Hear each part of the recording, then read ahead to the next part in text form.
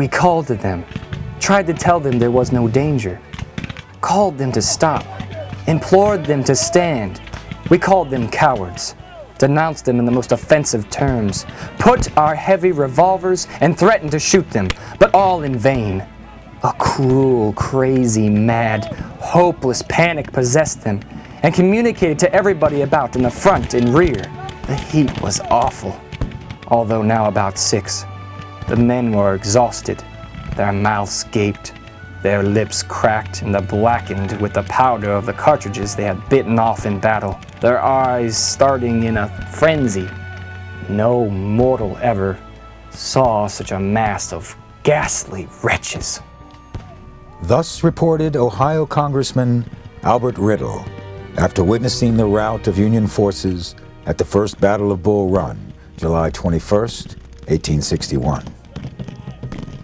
This first major conflict of the war went badly for the North, shaking the confidence of Northern leaders as it strengthened the resolve of those in the South.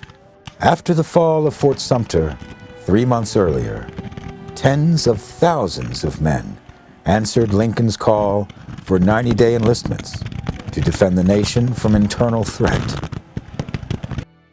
But by mid-July 1861, their enlistments were nearly expired, and these men were looking to go home.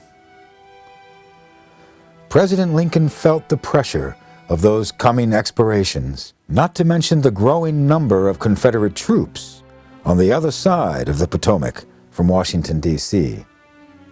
Even more, the public was demanding action. Editorials in Northern papers clamored for General-in-Chief Winfield Scott to strike for the capital of the Confederacy. "On to Richmond," they cried. Lincoln hoped a more limited attack at the Confederate forces gathered in Manassas, Virginia, would be able to accomplish what he wanted most, a quick end to the insurrection, without doing irreparable harm to the South. And so, Brigadier General Irvin McDowell was sent to lead his unseasoned troops into battle with P.T. Beauregard's equally unseasoned Confederate troops near the vital rail junction in Manassas. "You are green, it is true," Lincoln told McDowell, "but they are green also." But a series of problems for the North resulted in the Green Confederates under Beauregard, assisted by troops under General Joseph E. Johnston, whipping the short-timers under McDowell. An orderly retreat turned into a panicked rout as Union troops threw aside their guns and equipment in desperation. The Union suffered almost 500 dead and 2,500 wounded, captured, or missing.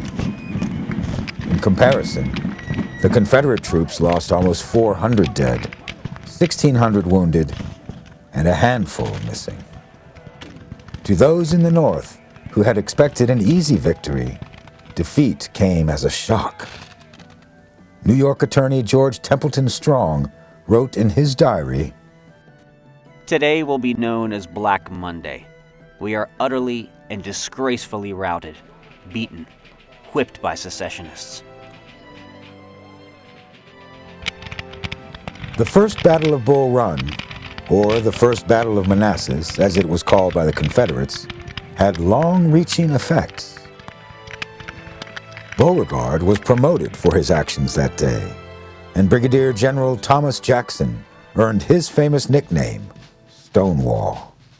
Meanwhile, McDowell was soon replaced by Major General George B. McClellan as commander of the Army of the Potomac.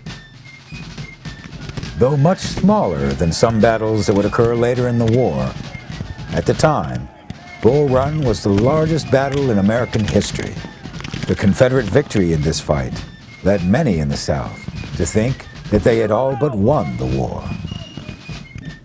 But despite the sense of humiliation and despair among many in the North, the defeat at Manassas actually served to strengthen Union forces. General Benjamin Butler recognized this in a letter to Montgomery Blair, the Postmaster General. We have heard the sad news from Manassas, but are neither dismayed nor disheartened. It will have the good effect to teach us wherein we are weak and they are strong, and how to apply the remedy to our deficiencies. Lincoln seemed to see the same lesson in the defeat. The day after the rout at Bull Run, Lincoln signed a bill calling for the enlistment of 500,000 volunteers, these to serve 3 years rather than 3 months. Just 3 days later, he signed a bill raising that to 1 million. Many of these men would form the Army of the Potomac. Over the next 2 months, McClellan would take these raw, undisciplined troops and train them into a fine army.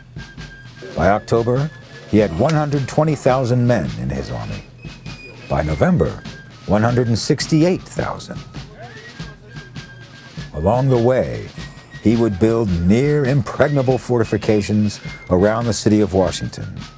Scores of forts and hundreds of big guns defended the capital from Confederate forces just across the Potomac. But the war did not wait for McClellan to ready his forces. To the west, Missouri was in the middle of its own internal civil war, with Unionist and secessionist guerrilla bands fighting back and forth for control of the state. Just after Bull Run, General John C. Fremont arrived in Missouri to take command of the Western Department. He found himself in the middle of a bloody struggle between groups who had been trading shots for months. About a month before the assault on Fort Sumter, the Missouri Constitutional Convention voted 98-1 that the state would remain in the Union, but would not contribute arms or men to either side if war broke out. But a week after Sumter, a secessionist mob overran the arsenal in Liberty, Missouri, making off with 1,000 rifles and muskets. Union commanders were right to be concerned. Despite Missouri's official position, Governor Claiborne Jackson was working with Confederate President Jefferson Davis to arrange bringing Missouri into the Confederacy. The Confederates smuggled a shipment of artillery to Jackson, who in turn moved it to a military encampment a few miles out from St. Louis. On May 9th, the howitzers, siege guns, and 500 muskets arrived in the camp. Jackson had organized a pro-secession militia to practice maneuvers there, and they were now ready to move on the arsenal. Governor Jackson was able to get the legislature to approve a new Missouri State Guard, led by Major General Sterling Price. The Guard's purpose was to resist invasion by federal troops and to squash rebellion. Rebellion, in this case, meant Missourians who had joined the Union forces. Nathaniel Lyon was promoted to Brigadier General and put in charge of Union forces in Missouri. On June 11th, 1861, he met with Governor Jackson to negotiate a treaty between their two sides. That proved impossible. Over the next few weeks, the two sides fought a series of skirmishes. Meanwhile, the Missouri Constitutional Convention appointed a new governor, Hamilton Rowan Gamble, a man loyal to the Union. Then, on August 10th, at the Battle of Wilson's Creek, Union forces suffered a significant defeat. General Lyon and his force of about 6,000 men were camped in Springfield. Approaching them were 12,000 men from the combined forces of the Missouri State Guard, Arkansas Militia, and Confederate regulars under Brigadier General Benjamin McCulloch. Lyon planned to hit the Confederates in surprise attack, then withdraw to seek reinforcements and supplies. So, at 5 a.m. on the 10th, he split his force in two, planning to strike the larger Confederate force in a pincer movement. But in the confusion of the battle, the two Union forces were unable to communicate and coordinate movement. General Lyon was killed in the battle, and Major Samuel Sturgis was forced to lead the Union troops in an organized retreat. With the loss at Wilson's Creek, the Union lost control of southwest Missouri. General John C. Fremont, the new commander in the West, had to find a way to turn things around. Militarily, he failed to do so. Secessionist guerrillas roamed across the state. The Confederate troops under Sterling Price moved north, and by September 20th, they had captured the city of Lexington as well. In August, Fremont tried a completely different approach. He declared martial law in Missouri. Any Confederate guerrillas would face the death penalty, and all slaves belonging to Confederates would be freed.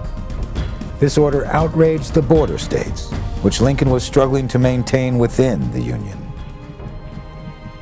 In the early stages of the war, relatively few Northerners saw their goal as freeing the slaves. The Northern armies fought to preserve the Union, not to end slavery.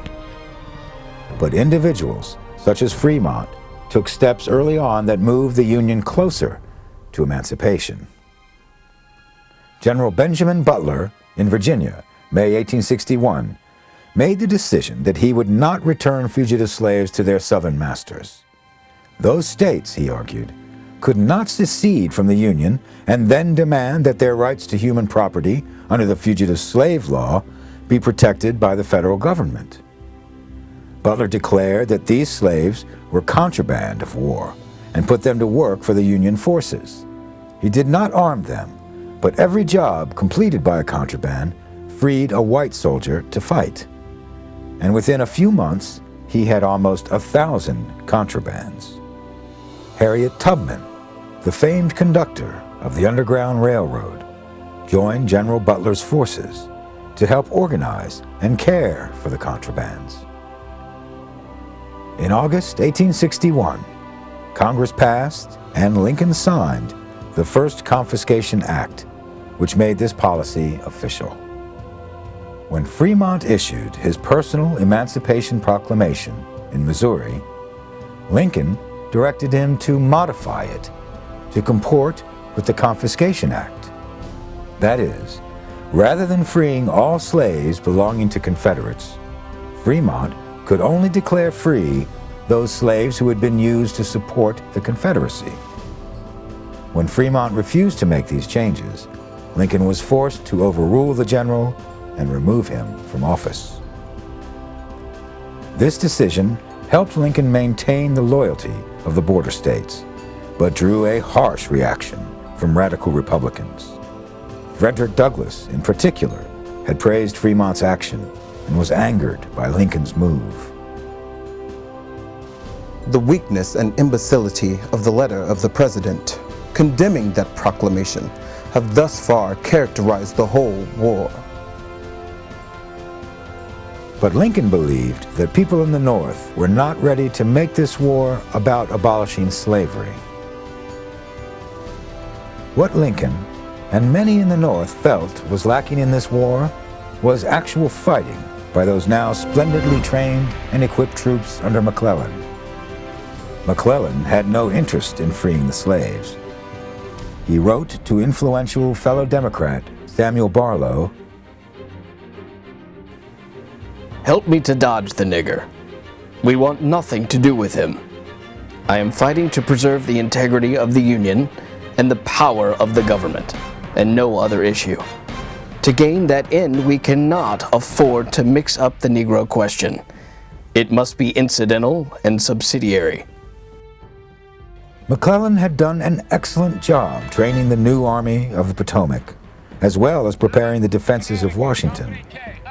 But he was showing himself to be overcautious as a military commander. Again and again, when pressed by Lincoln for action, he would insist that Confederate forces outnumbered his own. This, despite the fact that in October he had 120,000 men facing just 45,000 Confederates across the Potomac. In October, there was one minor skirmish, but once again, it turned out badly for the Union. Colonel Edward Baker, who was a senator from Oregon and a personal friend of Lincoln's, was attempting to dislodge Confederate forces from Leesburg, Virginia. Instead, he and his men were surrounded by Confederates at a place called Ball's Bluff. Baker was killed in the fighting, and his men were driven back over the edge of the bluff in a panicked rout. As many men died of drowning as of bullet wounds, and hundreds more were captured by the rebels. This debacle did not encourage McClellan into action. As the fall wore on, finally becoming winter, the Army of the Potomac sat. As historian James M. McPherson has noted, McClellan excelled at preparation, but it was never quite complete. The Army was perpetually almost ready to move, but the enemy was always larger and better prepared. In early 1862, a fighting general did emerge in the Western theater of the war. General Ulysses S. Grant led assaults on important southern river forts. On February 6th, he led 2 divisions in the capture of the undermanned Fort Henry on the Tennessee River. The fort was taken with minimal losses, and Grant moved quickly overland to assault Fort Donelson on the Cumberland River. Grant faced stronger resistance at Donelson, but after a series of attacks and counterattacks between the two sides, by February 16th, Grant's command of the field was so clear that the Confederate commanders, Brigadier General John Floyd and his second in command, Brigadier General Gideon Pillow, panicked. Buckner was an old acquaintance of Grant's, going back to their years at West Point and service in the Army. Perhaps Buckner thought this would mean better terms of surrender for him and his men. If so, he was proven wrong. In response to Buckner's request to discuss terms, Grant sent the following message. Yours of this date, proposing armistice and appointment of commissioners to settle terms of capitulation, is just received. No terms except an unconditional and immediate surrender can be accepted. I propose to move immediately upon your works.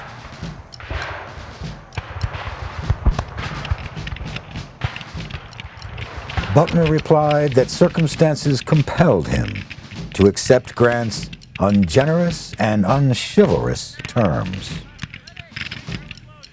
The capture of Fort Henry and Fort Donelson were the first major victories by Union forces, and they were celebrated wildly. Ulysses S. Grant became known throughout the North as Unconditional Surrender Grant. Over 12,000 Confederate soldiers were captured, setting up another, much bloodier Union victory months later at Shiloh. The Battle of Shiloh in southwestern Tennessee, April 6th and 7th, 1862, was very nearly a Union defeat. Grant had developed a reputation for focusing more on his own plans than on the enemy's actions. This contributed to significant losses on April 6th, when his men were encamped at Pittsburgh Landing along the Tennessee River. Grant was criticized later for failing to have his men prepare adequate fortifications at Shiloh. He responded in his memoirs, Up to that time, the pick and spade had been but little resorted to at the West. Besides this, the troops with me, officers and men, needed discipline and drill more than they did experiences with the pick, shovel, and axe. Reinforcements were arriving almost daily, composed of troops that had been hastily thrown together into companies and regiments, fragments of incomplete organizations, the men and officers strangers to each other. Under all these circumstances, I concluded that the drill and discipline were worth more to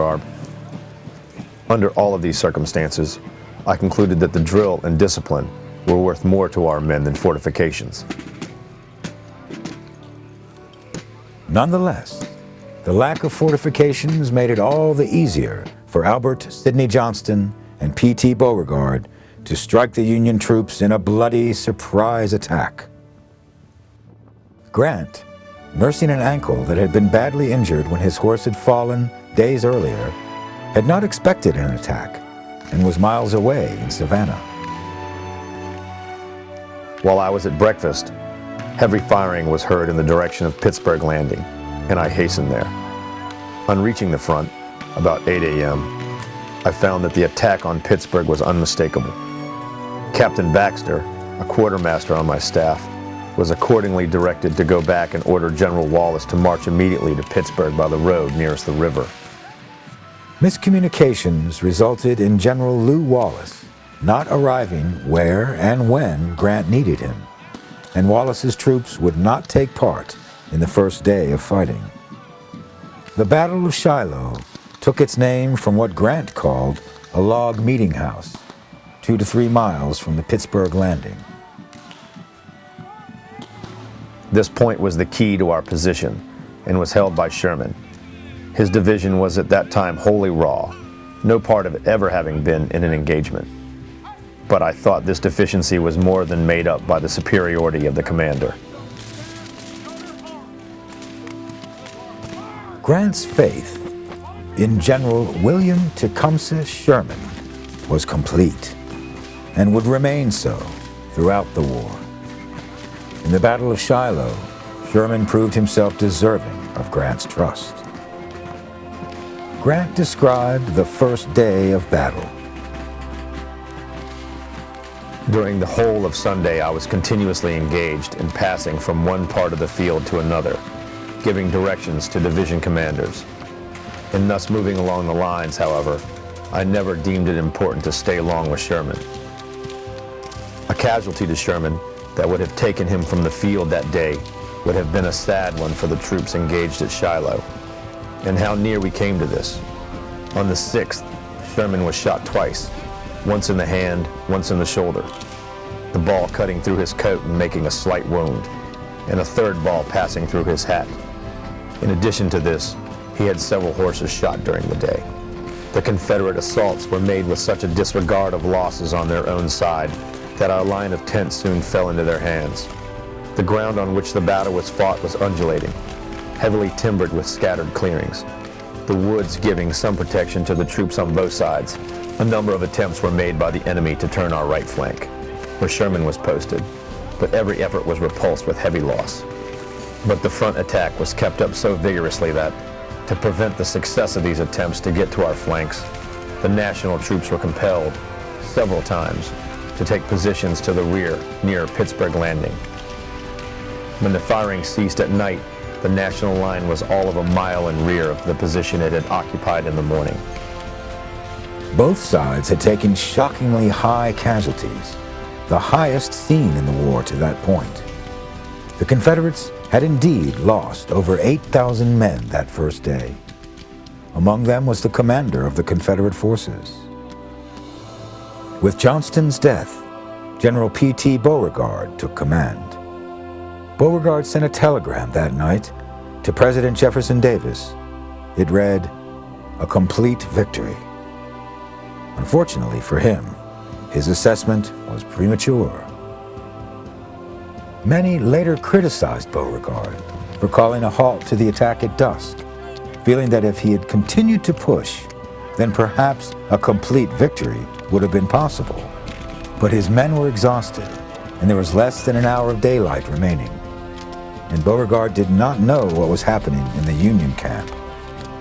Grant's forces had been reinforced by 15,000 men in Major General Don Carlos Buell's army. And General Lew Wallace's division of 5,000 men were also fresh troops, having not seen major fighting on the first day. With these additional Union forces and the loss of troops on the Confederate side, Beauregard would find himself outnumbered on April 7th, when Grant and Buell counterattacked. Shiloh was a Union victory, but a terribly costly one. Union forces lost over 1,750 killed, 8,400 wounded, and almost 3,000 captured or missing.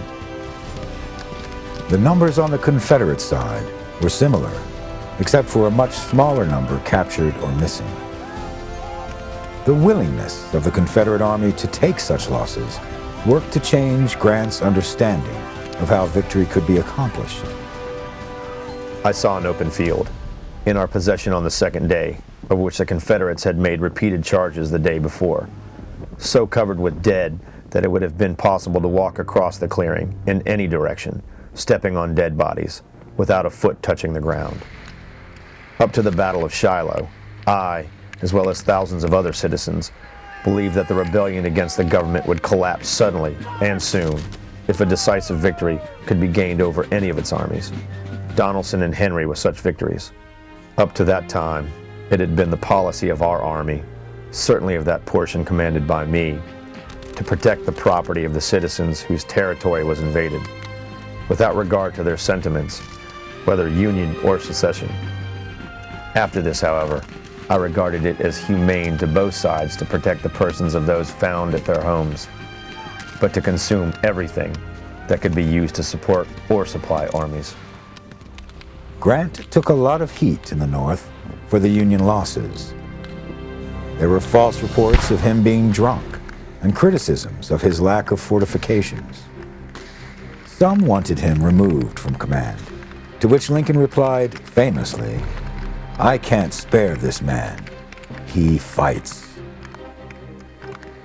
This in contrast to his premier general in the East, George McClellan. Yet McClellan finally was preparing to move. He planned an invasion of Virginia by water, taking his army down the Chesapeake Bay near the mouth of the James River. They would land at Fort Monroe, 70 miles southeast of Richmond, and then move toward the Confederate capital. Whether or not this plan was sound, the execution was problematic. After landing on the Virginia Peninsula, in early April, McClellan and 55,000 troops laid siege to Yorktown. Defending the site were just 13,000 Confederate soldiers, commanded by Major General John Magruder. Though McClellan had an overwhelming numerical superiority, he was convinced that Magruder had far more men. This was aided by Magruder's theatrics, in which he moved men about quickly to create the sense of greater numbers. Though pressed by Lincoln to attack, McClellan dug in and lay siege for a month. During that time, Johnston's forces moved in to support Magruder, and in the end, all of the Confederate forces fell back toward Richmond before McClellan could finally make use of his heavy artillery. A month spent, and almost nothing gained. Battle finally occurred in Williamsburg, where 32,000 Confederates, under Major General James Longstreet, fought a delaying action against 41,000 Union troops under Brigadier General Joseph Hooker. The Union troops were eventually able to push back the Confederates and claim victory, but the fighting in Williamsburg had allowed the bulk of the Confederate forces to reach Richmond in time to defend it against the invading forces. By late May, McClellan's Army of the Potomac had advanced to the outskirts of Richmond. At a little spot just south of the Chickahominy River, known as Seven Pines, his forces would be temporarily halted by the bloodiest battle to date in the Eastern Theater of the war.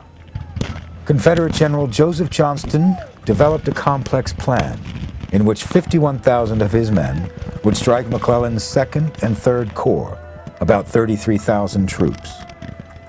Implementation of the plan proved difficult, and though the Union advance was slowed, the Confederates took heavy casualties. Both sides claimed victory, though both suffered significant losses. The Union took 5,000 casualties, including almost 800 killed, 3,600 wounded, and over 600 missing or captured. But the Confederates were hit even harder, with almost 1,000 killed and almost 5,000 wounded, plus 400 captured or missing.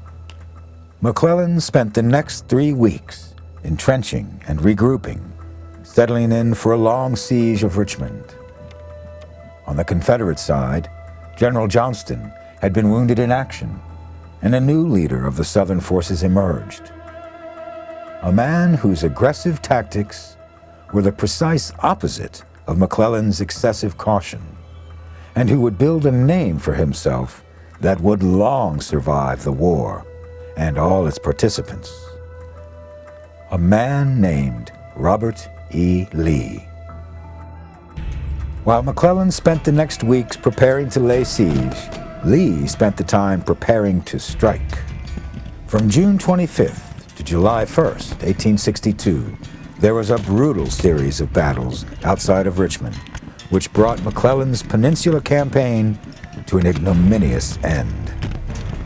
On the 25th, the Union gained a Pyrrhic victory in the Battle of Oak Grove, where they gained a mere 600 yards of ground at the cost of almost 70 dead and 500 wounded, versus a similar death toll but fewer wounded among the Confederates. This minor battle was the only actual offensive strike against Richmond during the campaign. Over the next several days, Lee's army struck at McClellan repeatedly. In battles at Beaver Dam Creek, Gaines Mill, Garnet and Golding's Farm, Savage's Station, and Glendale, Lee's assaults had limited success in damaging McClellan's forces, but they did succeed in pushing the Army of the Potomac back and back further from Richmond. The final fight occurred on July 1st at the Battle of Malvern Hill. Union forces that day were commanded by Major General Fitz John Porter. Lee had prepared another complex plan of attack, but muddy roads and poor maps prevented the coordinated effort that was required to succeed. General Porter later described the action of that day. About 10 a.m., the enemy's skirmishers and artillery began feeling us along our line. They kept up a desultory fire until about 12 o'clock, with no severe injury to our infantry, who were well massed and who revealed but little of our strength or position by retaliatory firing or exposure. The spasmodic, though sometimes formidable attacks of our antagonists at different points along our whole front, up to about 4 o'clock, were presumably demonstrations or feelers to ascertain our strength preparatory to their engaging in more serious work. At about 5:30 o'clock, as column after column advanced, only to meet the same disastrous repulse, the sight became one of the most interesting imaginable. The havoc made by the rapidly bursting shells from guns arranged so to sweep any position far or near, and in any direction, was fearful to behold. Pressed to the extreme as they were, the courage of our men were fully tried. The safety of our army, the life of the Union, was felt to be at stake. In one case, the brigades of Howe, Abercrombie, and Palmer of Couch's division, under impulse, gallantly pushed after the retreating foe, captured colors, and advantageously advanced the right of the line, but at considerable loss and great risk. The brigades of Morrill, cool, well-disciplined, and easily controlled, let the enemy return after each repulse, but permitted the few to escape their fire. I sent messages to the commanding general expressing the hope that our withdrawal had ended and that we should hold the ground now occupied, even if we did not assume the offensive. It was now after 9 o'clock at night. I received orders to withdraw and to move at specified hours to Harrison's Landing. One should never forget that these battles took place on roads, fields, and woods near the homes of civilian families, trying to survive while the world exploded around them. Edward Neal was a chaplain with the 1st Minnesota Volunteer Infantry Regiment at the Battle of Malvern Hill. He described one family's experience. When night came, I slept on a sofa in the West House. The person who seemed to be the head of the household was a gentle, manly man, but greatly worried by the eruption of an invading army trampling down his crops. Before the morning, the 1st of July, Sumner's Corps reached Malvern Hill from Glendale and was posted on the right of the Union Army, About 8 o'clock, Confederate artillery took position in a wheat field on the Poindexter farm and opened fire. The shells bursting near the West House. The family, with some of their neighbors, in consternation fled into the cellar, to which there was access to a large outside door. The Confederate assault at Malvern Hill failed to gain ground against the Union troops, whose position was nearly impregnable. The rebels never got within 200 yards of the main Union line. Union artillery tore the Confederates apart as wave after wave of rebels continued to attack. Lee's men took over 5,600 casualties, compared with 2,100 for the Army of the Potomac. However, despite achieving victory in the battle, McClellan withdrew to Harrison's Landing on the James River, where his army could be protected by Union gunboats. McClellan informed the president that Richmond could not be taken at this time, and they returned north.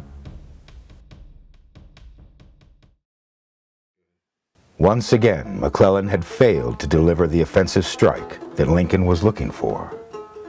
McClellan himself blamed the failure on delays by Lincoln and Halleck in providing reinforcements, but Lincoln was convinced now that McClellan was not the man he needed to lead the Union attack.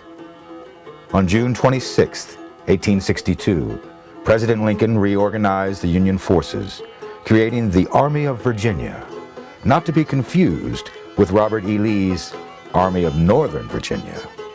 Lincoln gave the command to Major General John Pope, who had recently been highly successful in the Western Theater of Operations.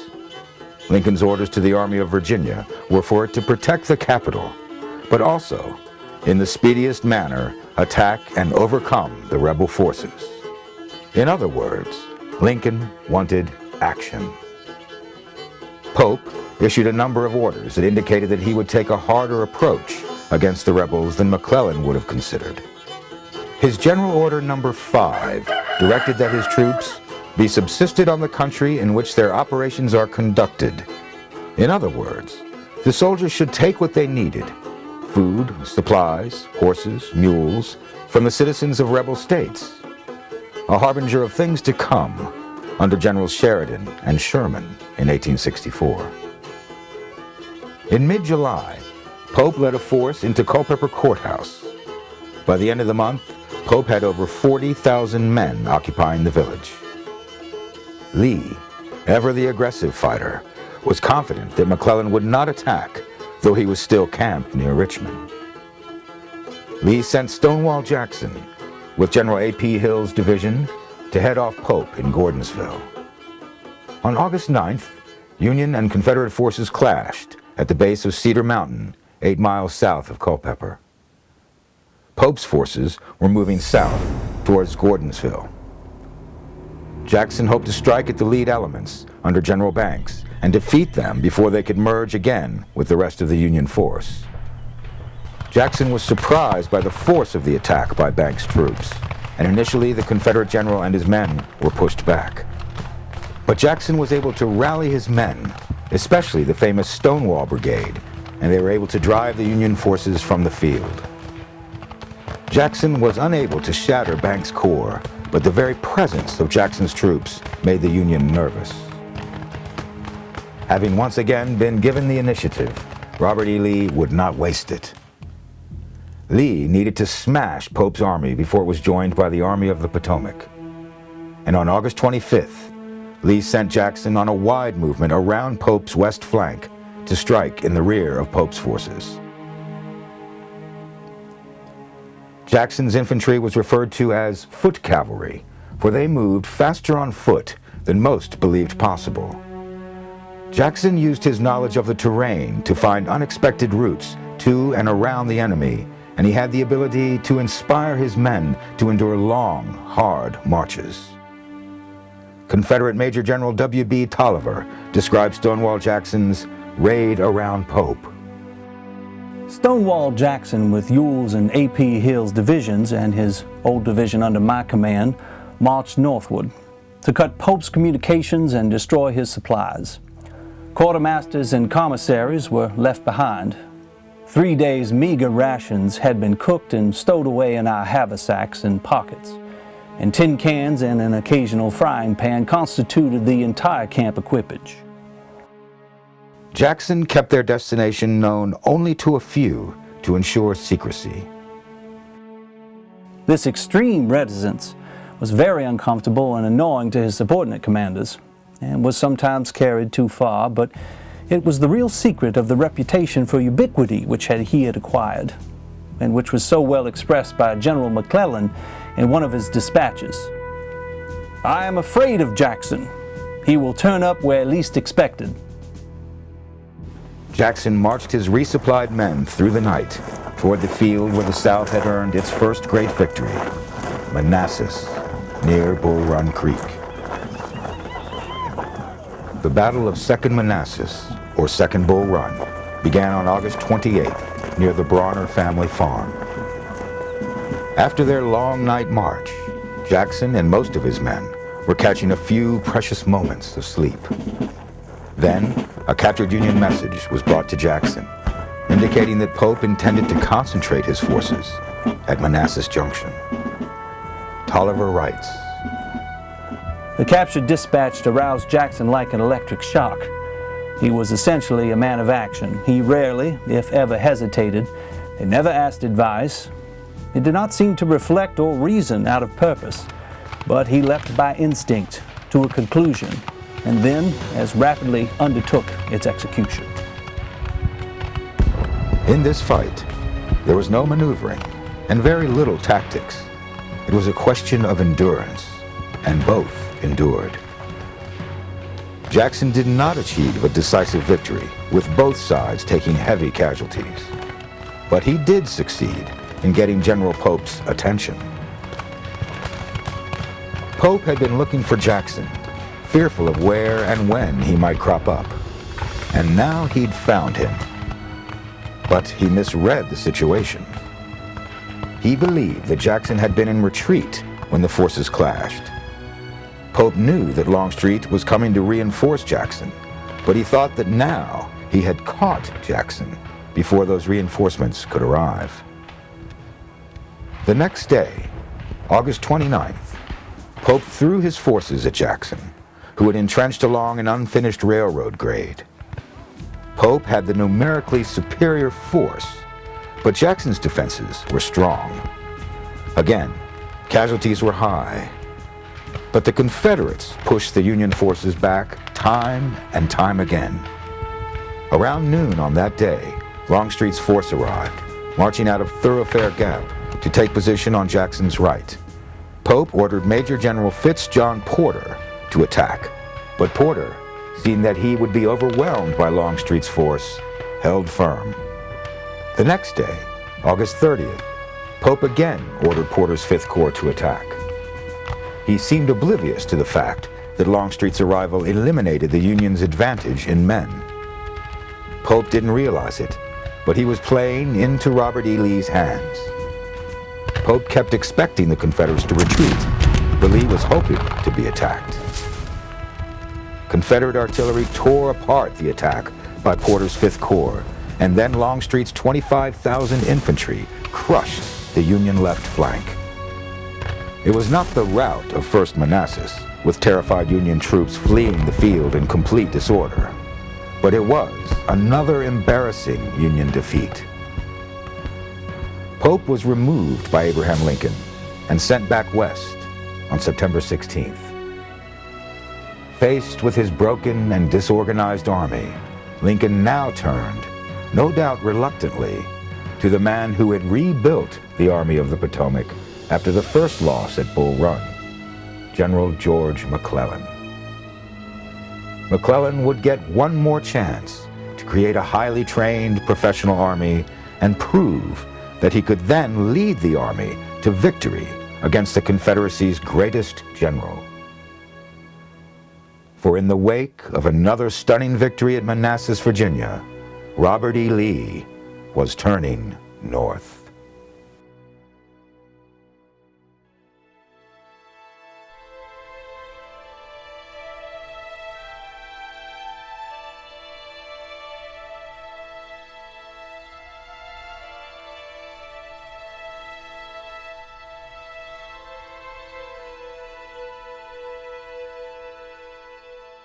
Thanks for watching. If you'd like to help us produce more compelling historical content like this, please like, comment below, and share this video with fellow history buffs. And of course, be sure to subscribe to help keep history happening.